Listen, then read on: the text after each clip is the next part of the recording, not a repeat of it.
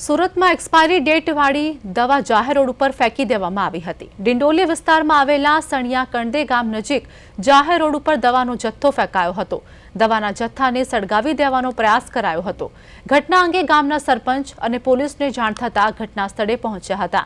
ત્યારબાદ ગામના સરપંચ અને સ્થાનિકો દ્વારા આ મામલે આરોગ્ય વિભાગને જાણ કરાતા મેડિકલ અધિકારીએ ઘટના સ્થળે પહોંચીને નિરીક્ષણ કરી નાશ કરવામાં આવેલ દવાઓ એક્સપાયરી ડેટની હોવાનું મેડિકલ અધિકારીએ જણાવ્યું હતું।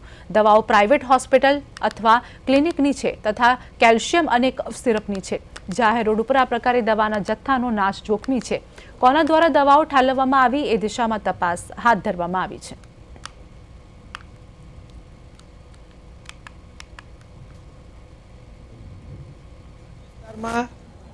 આ દવાનો જથ્થો જે એક્સપાયરી દવા છે એ કોઈ નાખી ગયું છે।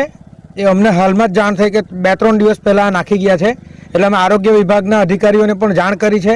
એ લોકો બી પહોંચી ગયા છે સ્થળ ઉપર અને આગળ એની તપાસ કરીને પોલીસને બી ધ્યાન દોરવામાં આવશે અને જે પણ લોકોએ આ કૃત્ય કર્યું છે એની ઉપર કાયદેસરની કાર્યવાહી થશે।